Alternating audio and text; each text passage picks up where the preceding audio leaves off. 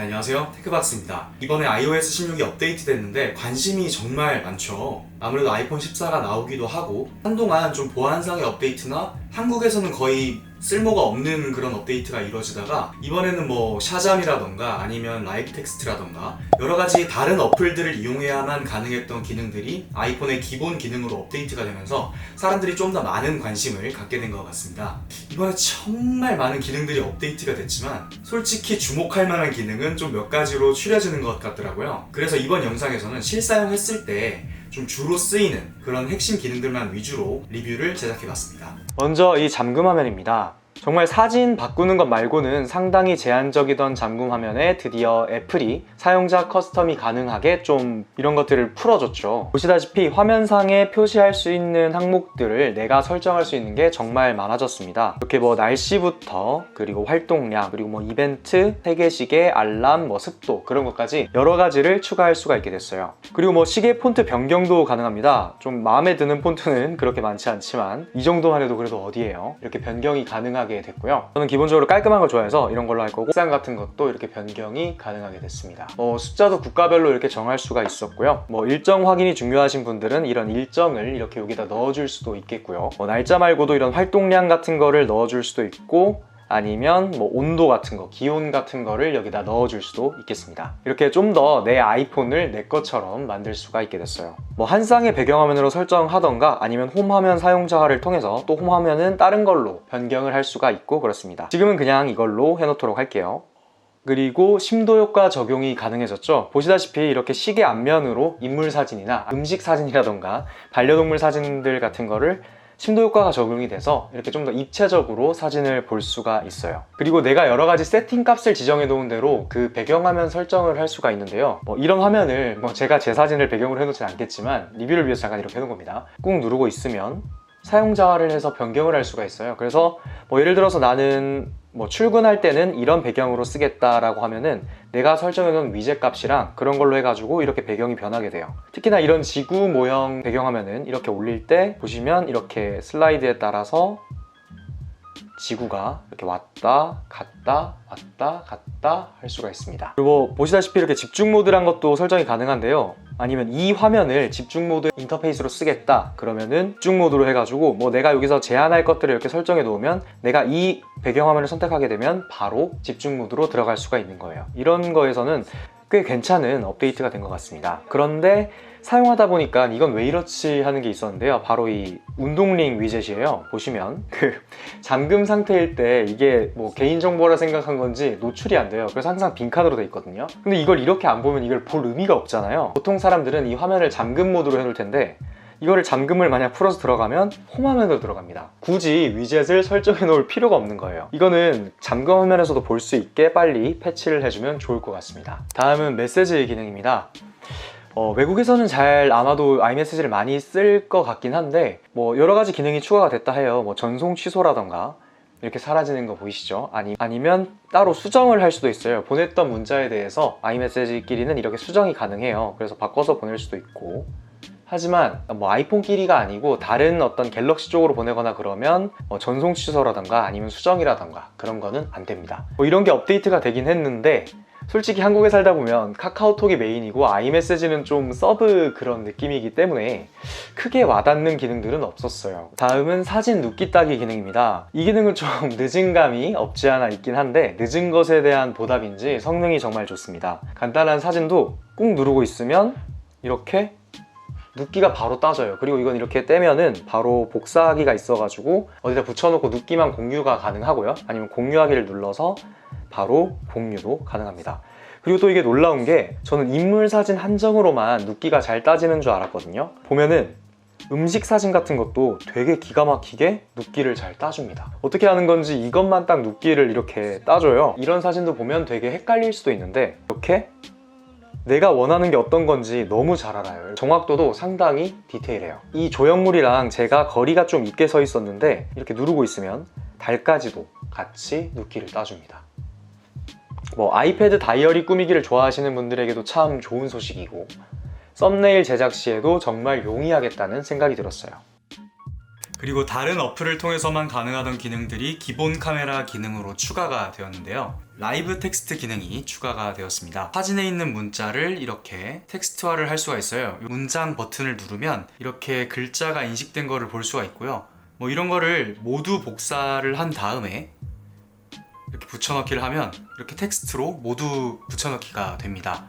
이게 인식률도 꽤 좋고요. 내가 손으로 쓴 글씨체도 인식을 하나 봤을 때 이렇게 했더니 인식이 됩니다. 필기체도 인식을 해서 보면은 이거를 복사했을 때 이렇게 안녕하세요 하고 인식이 돼가지고 입력이 된 걸 볼 수가 있습니다. 그리고 또 좋은 기능이 하나 있었는데 여기다가 제가 뭐 13달러 14EUR 이렇게 했을 때 화폐 단위 있잖아요. 그런 것도 인식이 가능한데요. 보시면 지금 여기 이렇게 표시가 됐죠. 이걸 눌러보면 우리나라 돈으로 환전을 했을 때 얼마가 나오는지 그런 게 바로바로 이렇게 나옵니다. 유로 같은 경우에도 19,310 대한민국 원으로 이렇게 나와 있죠. 해외 갔을 때 뭔가 메뉴판을 보거나 그럴 때 상당히 유용할 것 같습니다. 다음은 사진 가리기 기능이 추가가 되었는데요. 이 사진을 가리고 싶다 그러면 설정을 누르고 여기서 가리기 버튼을 눌러주면 이 사진은 일단 이쪽에선 보이지 않게 되는데요. 이거를 확인하려면 여기 가려진 항목으로 들어가가지고 암호를 입력하면 가려진 항목으로 볼 수가 있습니다. 뭐 남들한테 보이기 싫은 사진이 있기도 하고 프라이버시 보호 측면에서는 꽤 괜찮은 업데이트인데 문제는 이게 이렇게 따로 폴더를 만들어 주니까 이게 뭔가 여기 숨기기 한 사진 있어요 하고 막 소리 지르는 것 같은 그런 느낌이거든요. 그래서 이게 굳이 이렇게 해놨어야 됐나. 뭐 가려진 사진 보기 같은 버튼이 있어서 그걸 누르면 나타나게 하는 방식도 괜찮았을 것 같긴 한데 이렇게 해놨더라고요. 다음은 배터리 잔량 표시입니다. 원래는 아이폰 배터리가 이렇게 그림으로만 표시가 되고 노란색 10% 남았을 때 빨간색으로 변환이 됐었는데 또 배터리 설정에 들어가서 배터리 잔량 표시가 가능하게 됐습니다.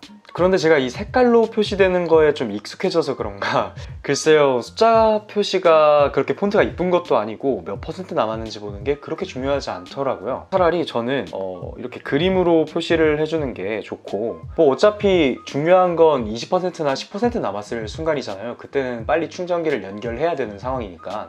그래서 그걸 노란색일 때랑 빨간색인 걸로만 표시를 하면 그걸로 충분하더라고요. 그것도 건 알람으로도 알려주고요. 그래서 딱히 이거는 눈여겨보게 되지 않는 그런 업데이트였습니다. 네, 다음은 애플워치랑 함께 사용이 가능한 투여 중인 약 관리 기능입니다. 건강에 들어가셔서 쭉 내리다 보면 여기에 이렇게 투여 중인 약 설정이 있어요. 여기에서 투여 중인 약 추가를 해주면 돼요. 애플이 이번 아이폰 14도 그렇고 충돌 감지 기능을 업데이트하는가 하면 좀 점점 개인의 건강에 집중하는 방향으로 가고 있는 것 같아요. 이 투여 중인 약 관리 기능은 영양제라던가 약을 필수적으로 드셔야 하는 분들에게는 정말 유용한 기능이라는 생각이 들었습니다.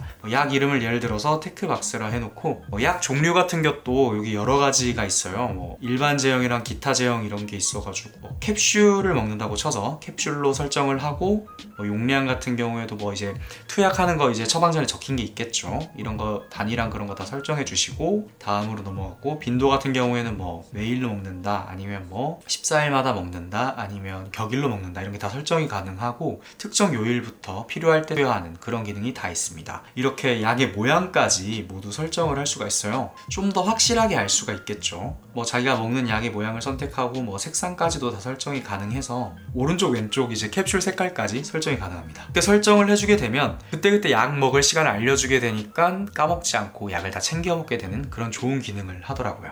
그리고 중복된 사진 제거 기능이 생겼습니다. 이게 용량은 차지하고 어떤 게 중복된 사진인지 일일이 다 찾기가 되게 애매했었잖아요. 이번에 아이폰에서 같은 사진을 이렇게 딱 한 번에 다 보여줘가지고 하나를 정해가지고 그걸 병합을 할 수가 있어요. 그럼 딱 그 사진이 하나로 이렇게 합쳐지게 됩니다.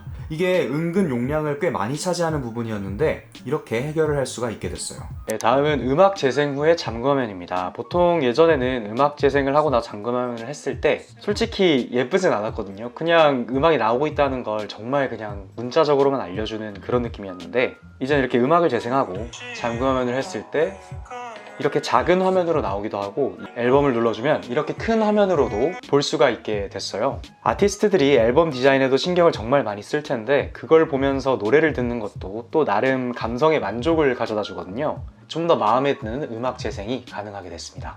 그 다음은 음악 검색 기능입니다. 아마도 많은 분들이 다른 어플을 사용하고 계셨을 거예요. 샤잠이나 아니면 네이버에 들어가가지고 음악을 누르고 음악을 이렇게 해가지고 이걸로 찾거나 그러셨을 텐데, 이제 아이폰 자체에서 음악 검색이 바로 가능하게 됐습니다. 설정하는 방법은 설정에 들어가셔서요, 설정에서 제어 센터로 들어가고 여기서 음악 인식을 추가해 주시면 됩니다. 그러면은 이렇게 내렸을 때 이게 샤잠이 바로 이렇게 할 수가 있어요. 그러면 지금 여기서 음악을 한번 검색해 보면